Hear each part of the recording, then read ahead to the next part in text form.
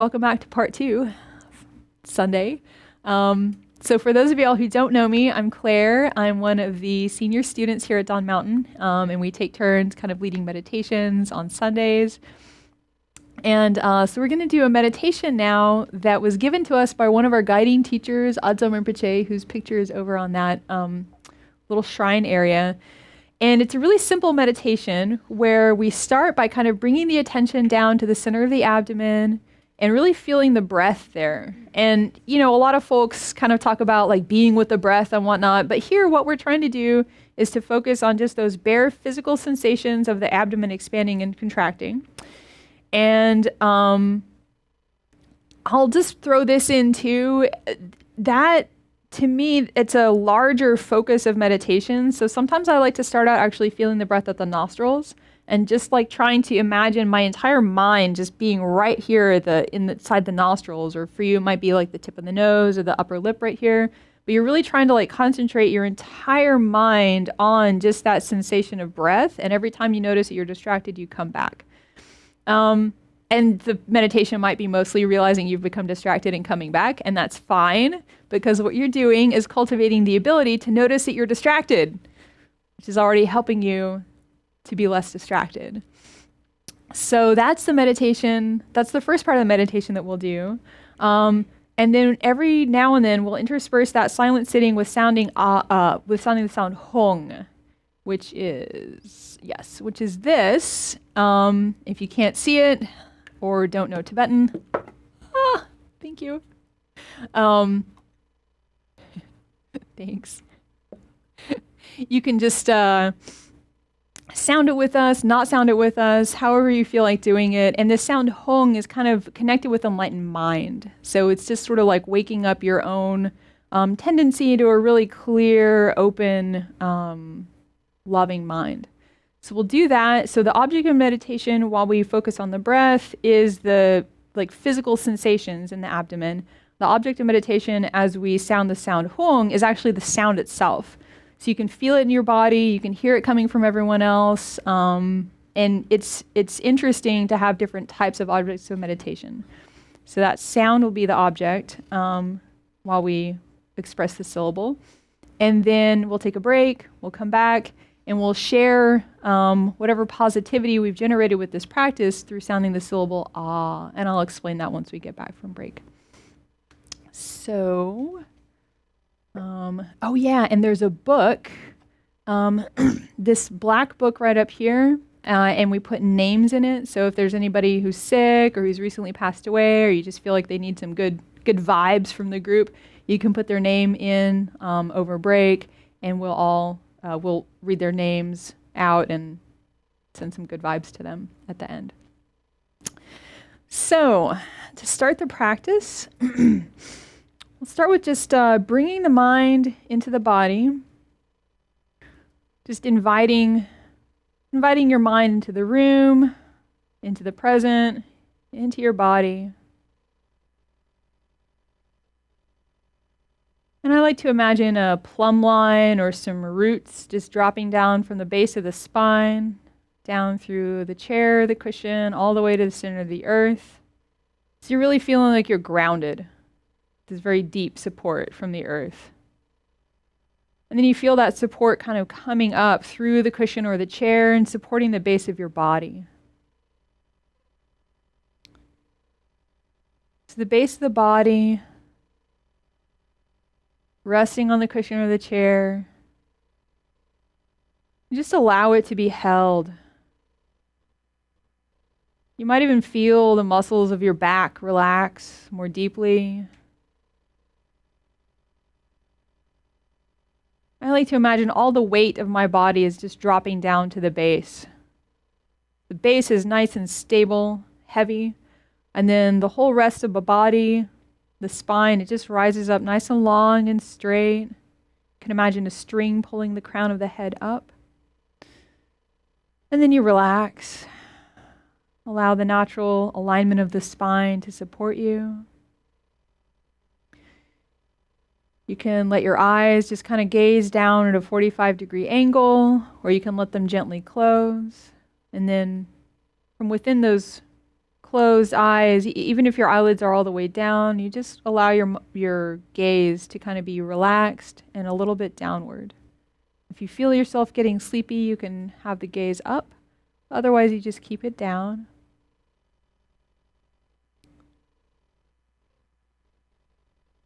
And you can use the breath to bring the mind back to the body. Part of the reason that we use the breath as the object of meditation is that it's constantly changing, and our mind likes change. So you can really feel the in-breath, where it begins, where it ends. You can feel the out-breath, where it begins and ends. You're just actually trying to feel every single moment of the breath.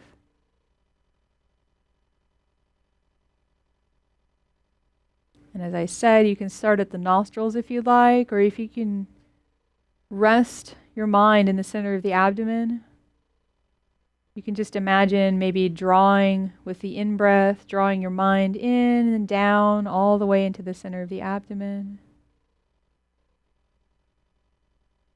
Or you can just feel with as much detail as possible the sensations in the center of the abdomen as it expands and contracts. And again, ideally, all of this is suffused with a sense of gentleness, a sense that you're offering yourself some time to really settle into your own experience, not that you're trying to make that experience be one thing or another. You're just trying to rest your mind in your body and see what happens.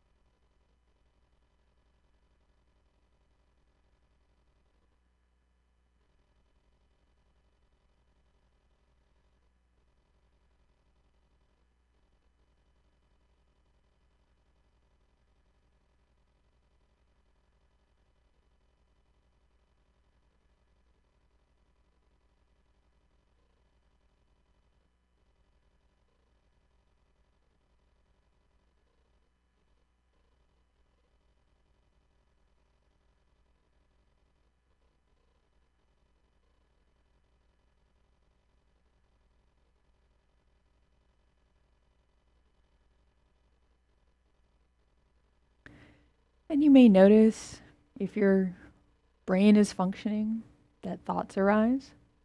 It's completely natural. Every time a thought arises, if you notice that it's a thought and you notice as it's small and it's not that powerful, you can just label it, oh, thinking. You can feel what it feels like in your body to think. What it feels like with your attention when your attention is on a thought instead of on your physical body. If you don't catch the thought when it's small, if you only realize after you're distracted that it was a thought, then you can notice, what does it actually feel like to come out of that distraction?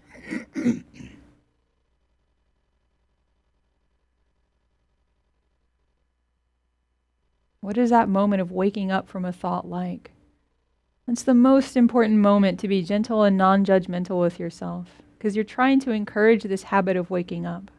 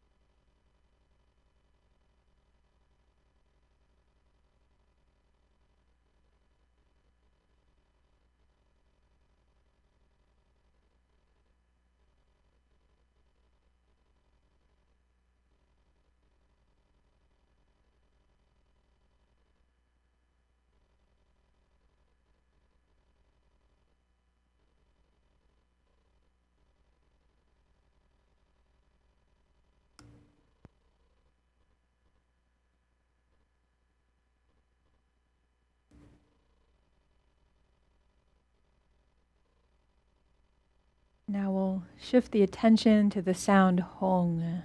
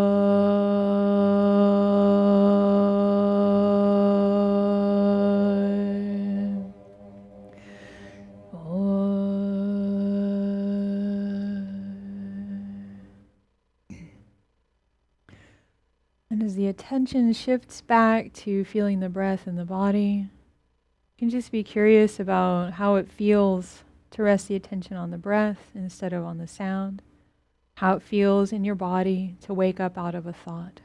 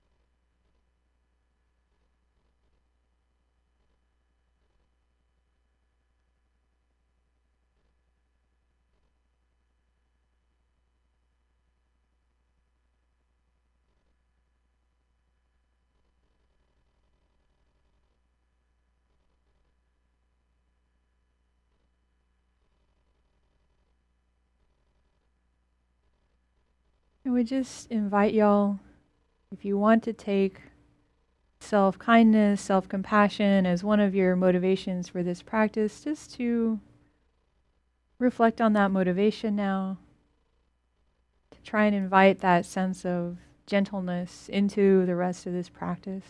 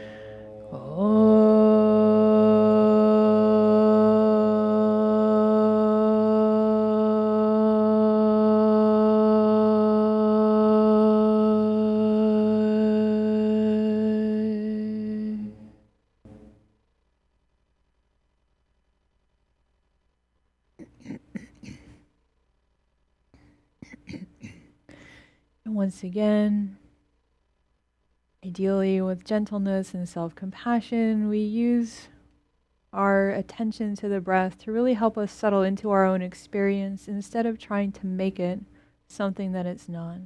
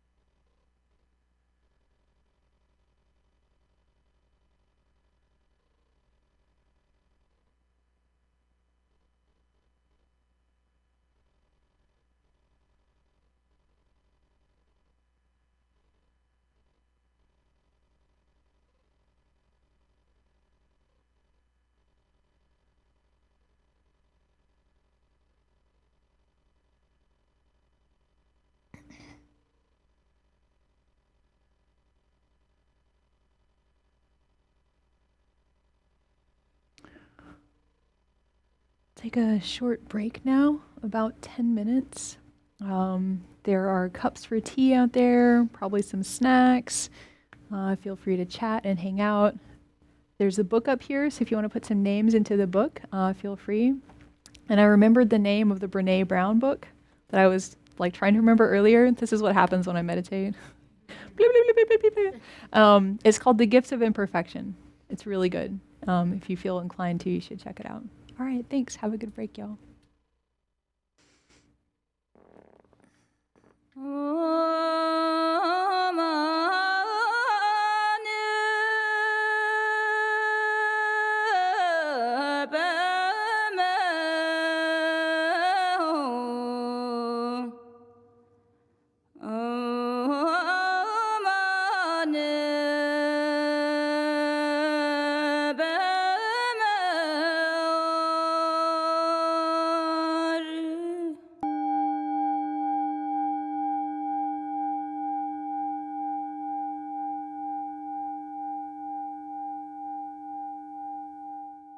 Dawn Mountain offers traditional Buddhist teachings primarily in the Tibetan tradition in a way that is accessible to contemporary Americans.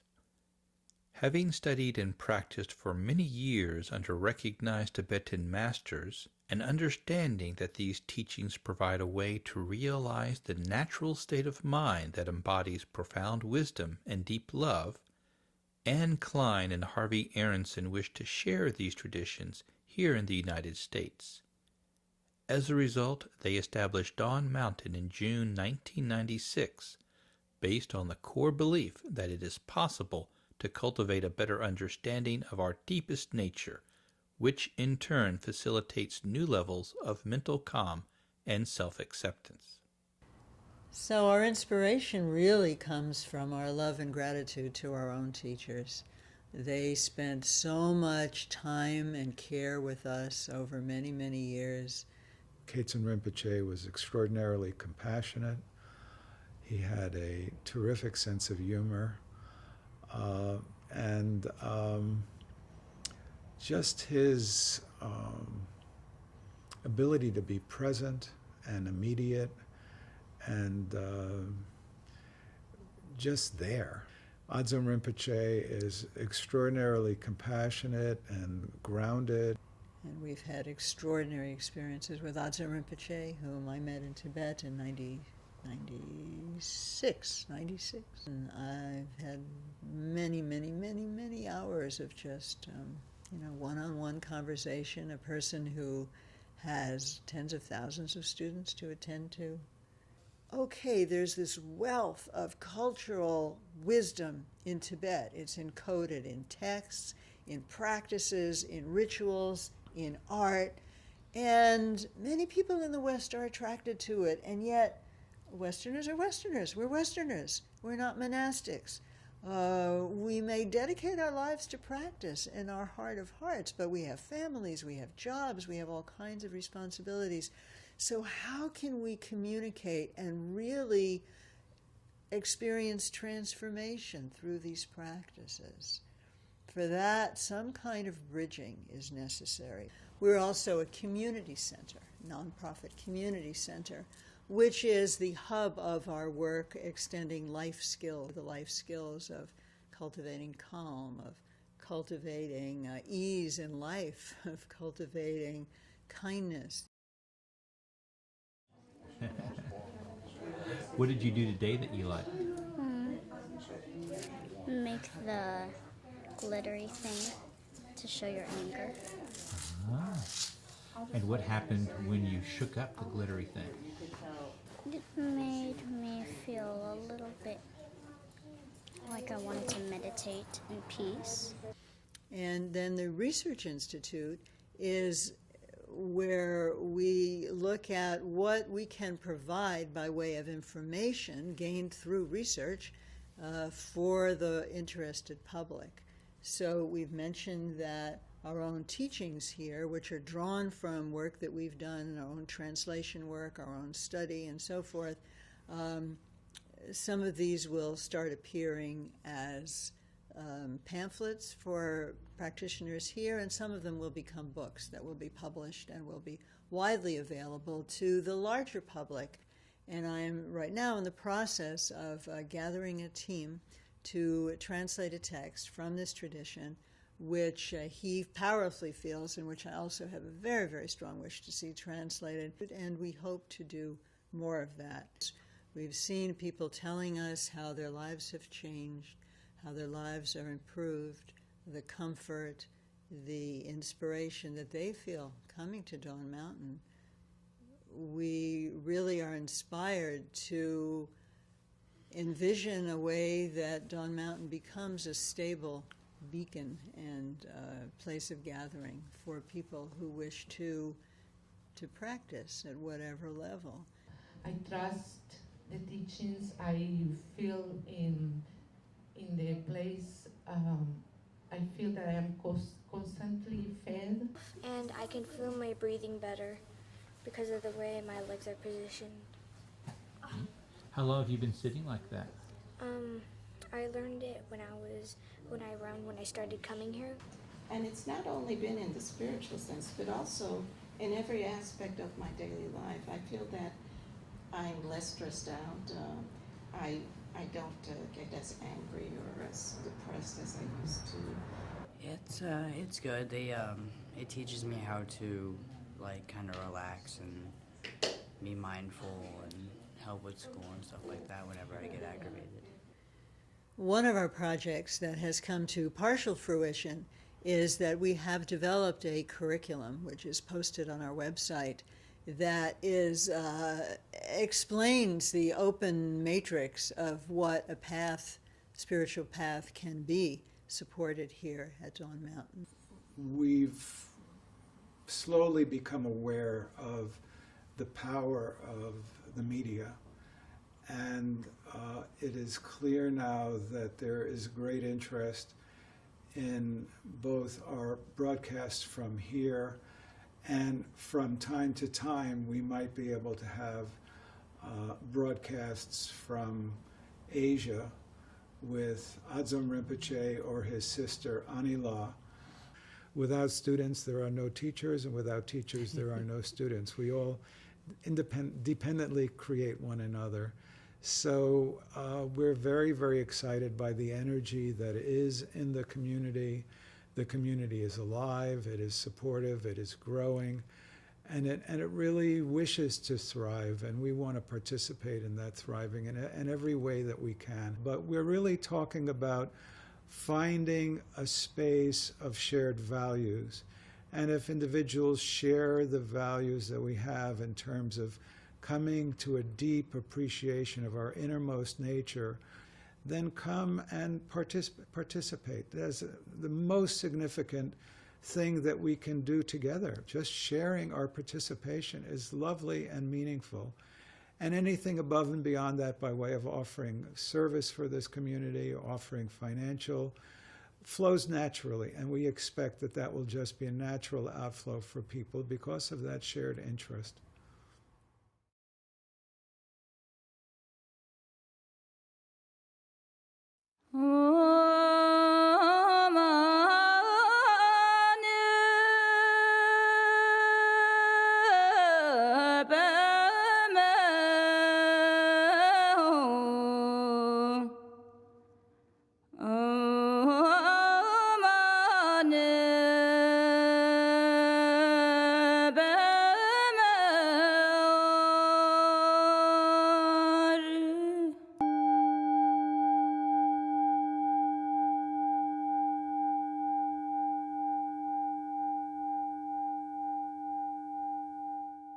Dawn Mountain offers traditional Buddhist teachings primarily in the Tibetan tradition in a way that is accessible to contemporary Americans. Having studied and practiced for many years under recognized Tibetan masters, and understanding that these teachings provide a way to realize the natural state of mind that embodies profound wisdom and deep love, Anne Klein and Harvey Aronson wished to share these traditions here in the United States. As a result, they established Dawn Mountain in June 1996, based on the core belief that it is possible to cultivate a better understanding of our deepest nature, which in turn facilitates new levels of mental calm and self-acceptance. So our inspiration really comes from our love and gratitude to our own teachers. They spent so much time and care with us over many, many years. Khetsen Rinpoche was extraordinarily compassionate. He had a terrific sense of humor, and just his ability to be present and immediate and just there. Adzom Rinpoche is extraordinarily compassionate and grounded. And we've had extraordinary experiences with Adzom Rinpoche, whom I met in Tibet in 96. And I've had many, many, many, many hours of just, one-on-one conversation, a person who has tens of thousands of students to attend to. okay, there's this wealth of cultural wisdom in Tibet. It's encoded in texts, in practices, in rituals, in art, and many people in the West are attracted to it, and yet Westerners are Westerners. We're Westerners. We're not monastics. We may dedicate our lives to practice in our heart of hearts, but we have families, we have jobs, we have all kinds of responsibilities. So how can we communicate and really experience transformation through these practices? For that, some kind of bridging is necessary. We're also a community center, nonprofit community center, which is...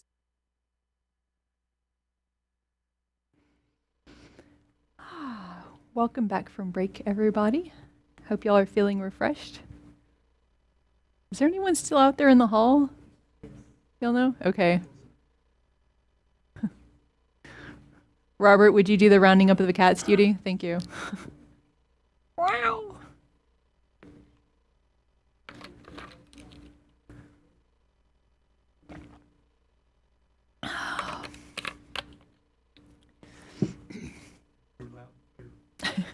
Oh, excellent.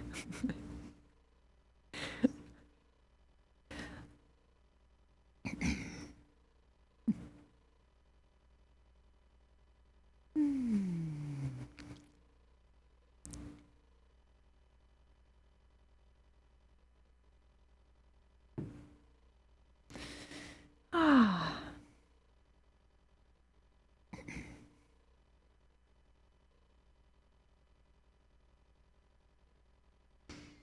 Welcome back, y'all.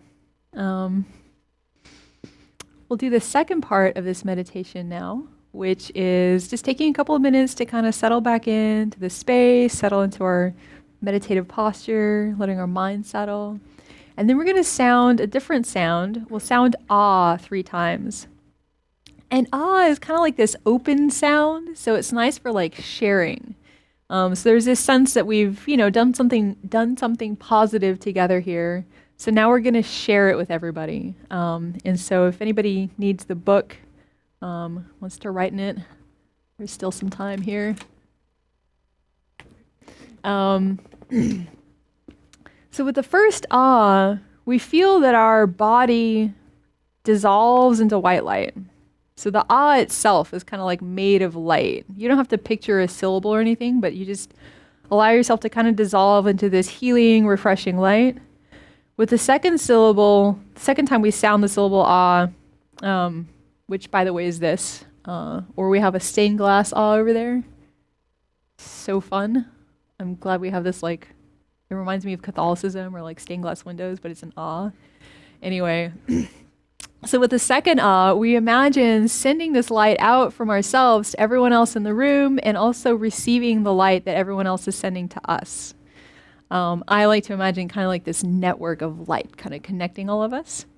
And then on the third ah, we'll send that light out as far as your mind can go. So throughout the entire city of Houston, throughout the entire US, and the northern hemisphere, and the southern hemisphere, and the entire world, the solar system, the galaxy, and out into the farthest reaches of infinite space, if you feel like going there.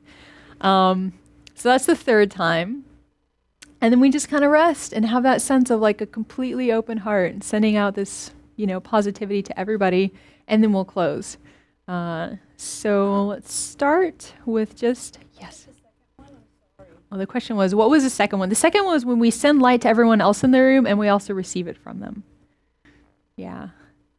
So let's just settle now back into our posture, back into this settled state of mind, allowing the breath to kind of bring us back into the body, really feeling into the breath with as much detail as possible. The in-breath, the out-breath, the little pauses in between. Just allowing ourselves to settle, to rest, to be supported.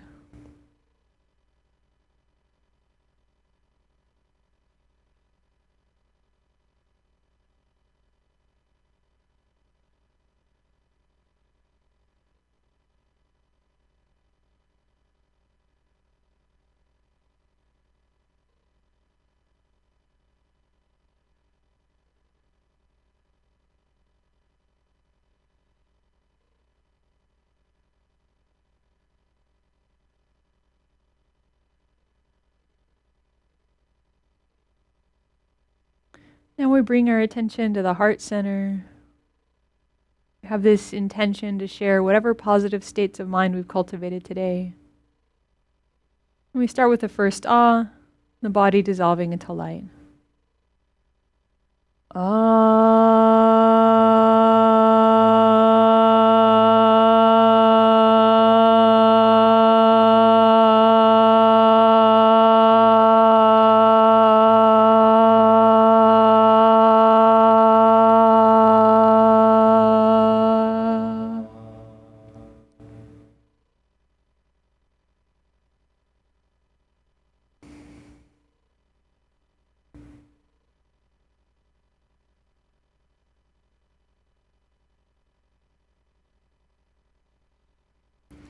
With the second we send and receive the light.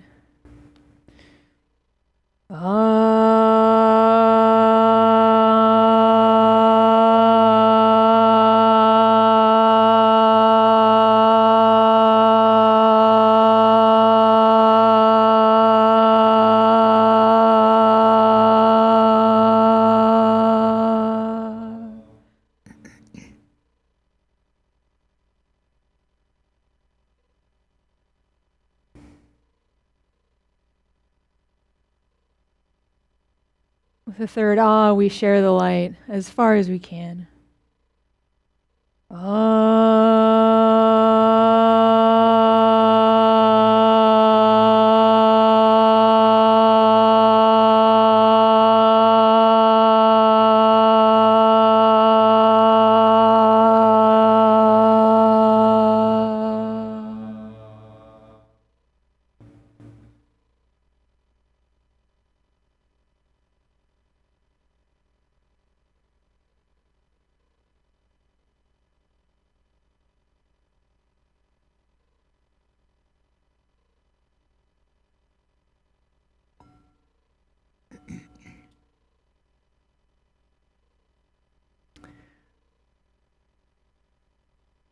To close the meditation, we'll read some prayers off this sheet. Thank you.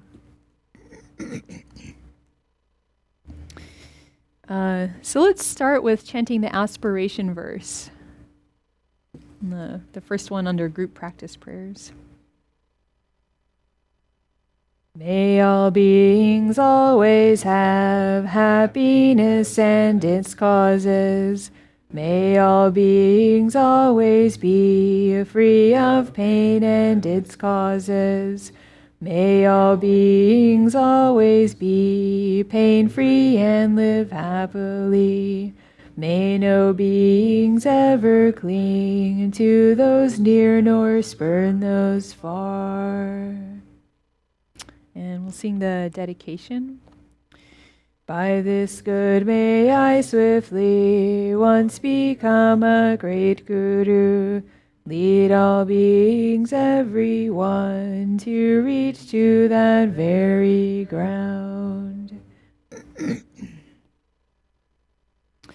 share the merit today with all living beings, and in particular, Jerry, Doug McGregor and family, Tina Crowder, Nikki Corona Baster, Marek Waterston, Buddy in the Bardo, Ferret in the Bardo, Stephanie, Uncle David, Patrick and Lillian Martin, Mike and Stacy Schaefer, Renee and family, Jennifer and family, David, Ali, Chitter, Richard and the people of Nepal, Nelma Lee, Rosemary, Diane, Liam, Melinda, Diana, Noor and Daniel, Jackie and her boyfriend, Angie, Ty, Cliff and the Bardo, Deb, Tobias, Bonnie, safe travels, Miriam, Sam, Dawn, Alicia, Marla, Steve, ERA, my Uncle Dan and his family, Amy and the Bardo, Brandy, Farah, Tyler, Joseph, Mom, Mimi, Eleanor Day, George Halland, Bowman, Bardo, campers traveling home today, Asata and Women in Conversation, Karen, and all victims of violence.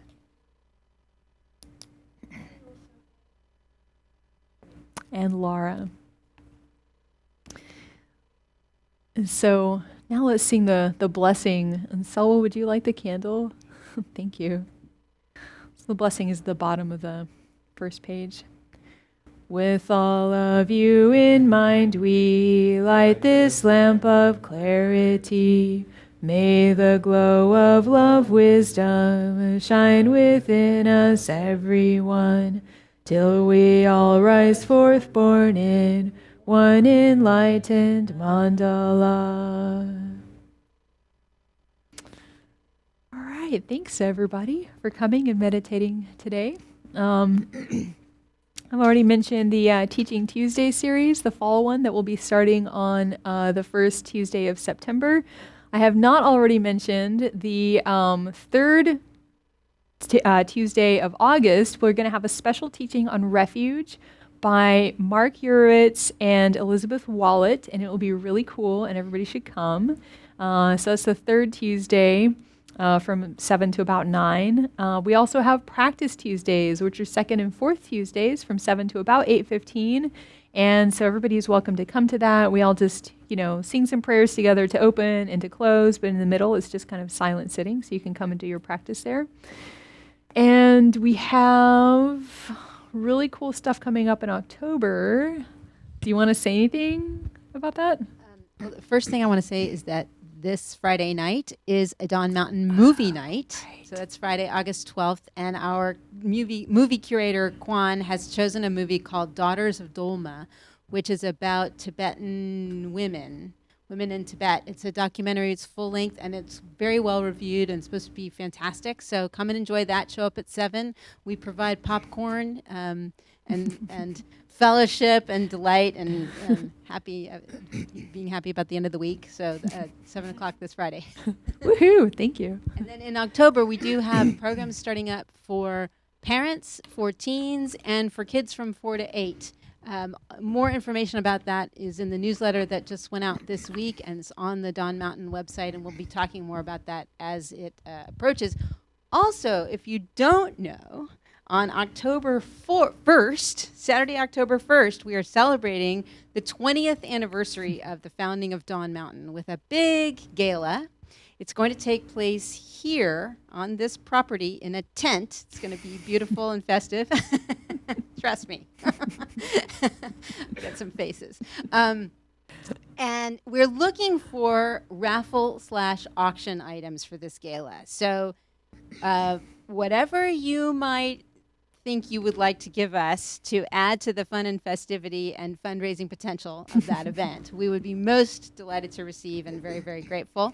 If there are businesses that you associate with on a regular basis who could give us gift certificates or coupons, we'd be really happy to receive those, or any items that you have that you feel like they would be desirable by somebody else in the Dawn Mountain community.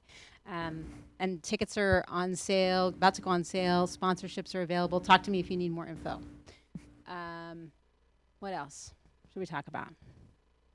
Might see if anybody wants to go to Second Chance. The last Second Chance Sunday of the summer is today, and it's scheduled to start at 1. It started at 1. So at 1 o'clock, we'll be showing the Teaching Tuesday from this week. Yes. So Second Chance Sundays were a concept we piloted over the summer so that people who can't get here on a Tuesday night to see the Teaching Tuesdays could come the following Sunday and watch the video here in this temple space with a group of people and have a live discussion afterwards. Honestly, these have not been very popular so far. Perhaps because if you've already been here for a meditation, you don't really want to stick around for another hour or so. So this will be the last one today that takes place in that time frame. And in the fall, we're going to start doing them earlier. We'll do them at 9:30 instead of at 1. But today, it'll be at 1, and Claire will be here to lead the conversation. So please join us for that if you like, and we'd love to have you. Awesome. I also just want to remind everybody that we have yoga here at 9:30 on Sunday mornings, so you can get your yoga fix before you get your meditation fix. And I also want to remind everybody that ideally that's an opportunity for us to raise a little extra funds for Dawn Mountain. So if you come for the yoga, just throw something in the bowl, ideally. And speaking of the bowl, if you're not already a member, but you want to become a member now. We have little cards. You can fill them out, stick them in a bowl, or if you would like to help us do what we do, invest in Dawn Mountain, you can also throw something in the bowl on the way out, and we will appreciate it. Thank you. Thank you, Y'all, Claire. You're welcome. Y'all stay cool out there. Happy meditating.